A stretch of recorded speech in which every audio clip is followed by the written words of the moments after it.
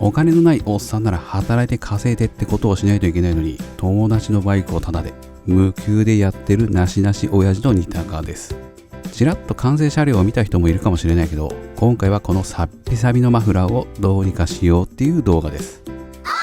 普通に考えたら新品に買い替えるのが一番手っ取り早い。サビもひどいしね。ただ仮に自分のバイクだったら買い替えるかって聞かれると、まず買い替えません。だって手間はかかるけど綺麗にする方法はいろいろとあるし、エンジンをカスタムするわけじゃないから、やっぱ純正ってのは長く使うのに一番いいんですよね。といったわけで今回はこいつを綺麗にするんだけど、やっぱり水が溜まりやすいステートの溶接部のサビはすごいですね。サビでメッキが完全に見えなくなってるし、ただメッキが浮いてきてるわけじゃないんで全然修復可能です。次にサビがひどいのは遮熱板かな。アチジガードって言ってるけど、ここもサビがすごいですね。上に乗った水がサビの発生原因とは思うけど、側面も結構錆びてますね。いくらメッキ処理してても環境によっては錆びるってことです。そもそもマフラーが錆びてない株ってあまり見かけないんで、洗車とか手入れをしなかったらこうなるのが普通なのかもしれません。この株もホコリとか砂がついてるし、改めて見ても結構錆びてるし、手入れって大切です。放置するとこうなるってことですね。いろいろ言ってきたけど、今回は新品を購入して黒のマフラーにすることになりました。車体の色も変わるし、黒のマフラーが合うんじゃないかっていう話で黒になったけど、これキャブレターの株用やーん。 FI 株には取り付けできませんやーん。無理やりって考えてもステーの位置からすると角度が違うし、この触媒っぽいのが邪魔というか交換するやつにはついてないし、どうこうすれば取り付けできるとは思うけどもよ。 FI インジェクションだと変に車外マフラーに交換するとかえって調子が悪くなることもあるし、結局ノーマルマフラーにかなうものはないでしょうね。そういうことなんで、純正マフラーをどうこうするためにサクサクっと取り外します。潤滑油をさして軽く緩めてからのマフラー側の取り外し、ナットを取ってマフラーをうまいこと通せば外せます。そしたらアチジガードを外すために潤滑スプレーをたっぷり吹いておいて、噛み合わせを良くするためにネジ穴の錆を取り除きます。そしたらネジ穴をダメにすると厄介なんで、初っ端からショックドライバーで叩きます。どうせ熱で硬くなってるんで、ネジ穴を傷めたり舐めたりする前に一気にいきます。熱があまり伝わってない後ろ側は簡単でしたね。これでアチジガードを外れました。問題なのは前側。大抵こういうところのネジ穴って PH3 なんで、使ってるショックドライバーのビットでいけるんですが、ここの遮熱板が PH2 なんで噛み合いません。PH2 のビットもあるけど肉厚すぎて噛み合わないんで、アストロで買ったちょい薄いショックドライバーを使います。これなら綺麗に噛むんで大丈夫なはずです。そして何度か叩いてるうちに回り始めたんで外れると思ったんですが、まさかのビットの先端が折れる寸前で回ってるだけでした。綺麗にビットの先端だけ割れてます。バーナーで温めもせず回した俺が悪いけどもよ。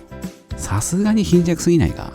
普通ならもうちょっと強く叩いても大丈夫なはずなんだけど、どうやら違ったようです。用途的に交換とかはできなさそうなんで、このままにしておきますが、アストルちゃん、中華製品とはいえもう少し品質のいいやつを売ってね。そしたらまずアーチジガードの手入れからです。ホイールブラシで磨いてサビを落としていきます。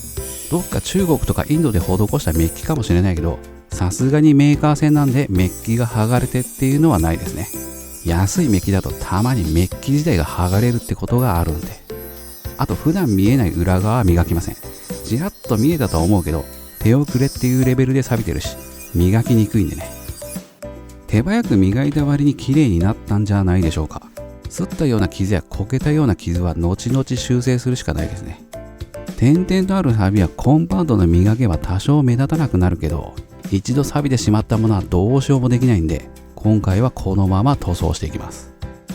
プラスハフを置きました。磨いたとはいえ下地に錆があるんで、どのぐらい塗装が持つかはわかんないけど、擦ったような傷は目立たなくなってるし、いいんではないでしょうか。ただ動画だと分かりにくいけど、こけた時の傷は目立ちますね。ちょっとへこみもあるし。そしたら JB ベルトのパテというか厳密には接着剤なんですが、結構強力な上に耐熱性もあって300度ぐらいまで大丈夫なんで、今回はいつもの板金パテではなくこちらを使っていきます。といっても 50cc なんでアチチガードぐらいだったら普通の板金パテで問題ないとは思いますけどね。それに板金パテって120度ぐらいでウレタン塗料も110か120度ぐらいまでなんで、結局パテがダメになるときは塗料もダメになっちゃうとは思うけどもよ。塗料は溶けたりパリパリになったとしてもパテは膨らんだり剥がれたりして明らかに目立ってしまうんで、少しでも耐熱性の高いのを使っておきたいっていうのが本音です。そしたらプラヘラ派じゃなくてゴムヘラ派なんで、ゴムヘラを使って塗り終わったら多少余ったんでチェーンカバーのサビ穴にも塗っておきます。あまりなんで薄くはなるけど限界まで伸ばして塗っておきます。こっちは平面なんでパテが多少デコボコしても整いやすいんで適当でいいから塗っておきます。一晩経ったらカッチカチですね。本当は24時間後らしいんですが、ここまで硬くなっていれば大丈夫でしょう。削っていきます。削り終わったらこんな感じです。少しへこんだところとはいえ盛りすぎたというか、かなりパテが残ってるけど大きな傷はどこかはわからなくなりました。小さな傷の方も溝は埋まってます。ただもう少し手入れが必要かな。チェーンカバーはどこにパテが残ってるかわからないぐらい削りましたが、溝は埋まってます。ただ新たなサビ穴が出てきたけど、ブラストでなければ取れそうにないので放置して再度プラスハフを吹いておきます。次はマフラー本体の手入れをするんで、アストロちゃんの割れたビットを抜き取ります。怪我はしてないけど移動させるときに握って痛って思い何度かさせられてます。そしたら磨く前のマフラーを見ていきましょう。結構錆びてます。ネジ穴とか完全に錆びてるし、アチチガードも点錆が広がって錆が目立つようになってます。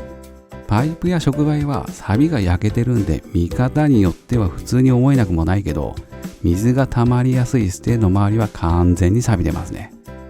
ともかく全体的に錆びてるし、メッキの穴から錆が浮き上がってる状態です。そしたら磨いていきます。ホイールブラシで徹底的に。メッキの上からなんでホイールブラシで磨いても大丈夫。多少傷っぽいのがついたりもするけど、その時はメタルコンパウンドで磨けば大抵の傷は取れます。それに今回は上から塗装するんで、凝視しなければわからないような傷は無視して、とにかく磨いて錆だけは落とします。例によって磨いてきれいにしていくのって楽しいんで、見てる方も楽しいんじゃないかと、カメラが邪魔になる途中までお届けします。磨き終わりました。かなり綺麗になったんじゃないでしょうか。部分的に磨けてないのはホイールブラシが入らなかったところで、それ以外が磨けてるはず。残りはグライナーにカップブラシをつけて磨くとしてもあまり入りそうなところはないんで、磨きはこんなもんにします。磨けてないのは裏側とか下側ぐらいなんで、このぐらいで勘弁してください。もう納期が迫ってるんで。そしたら耐熱スプレーを吹いていくんですが、その前に脱脂します。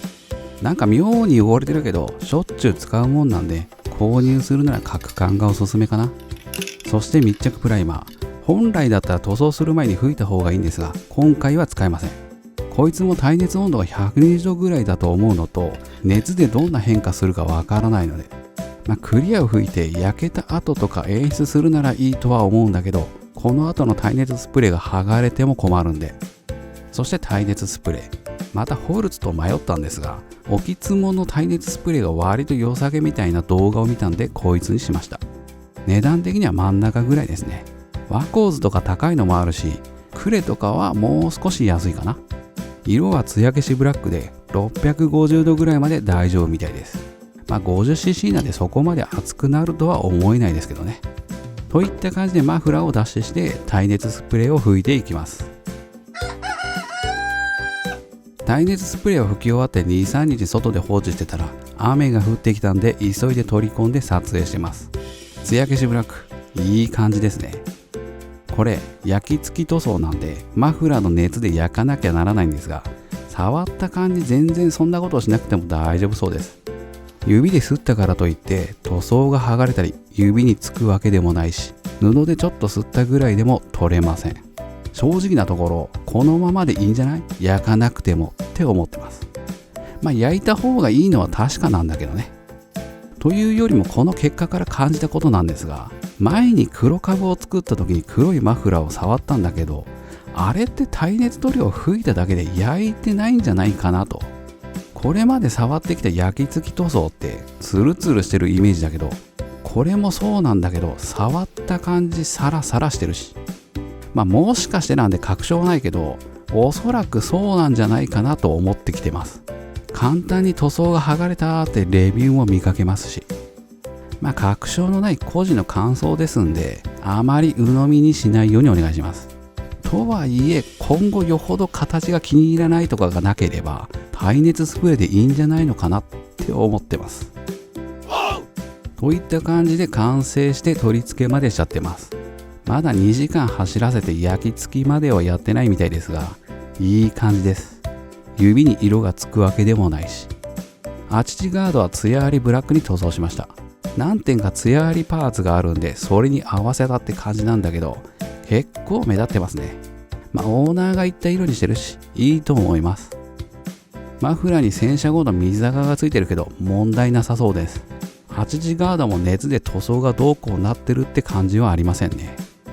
エンジン付近も塗装が焼けて何かなってるって感じはなさそうだし、焼き付いてるって感じがないのもあれだけど、いいんじゃないでしょうか。前側の8時ガードが外れなくてツヤありブラックにできなかったのは残念だけど、全体的に見てバランスは悪くないはず。いいとしましょう。今回のバイクは友達のなんで、耐熱スプレーがどうなのかっていう経過報告はコメント欄にしていくつもりなんで、同じようなことをする方はコメント欄を確認することをお勧めします。もちろんより良いアイデア、ダメだよみたいなコメントも受け付けてますんでよろしくです。ではでは、ニタカでした。まだね。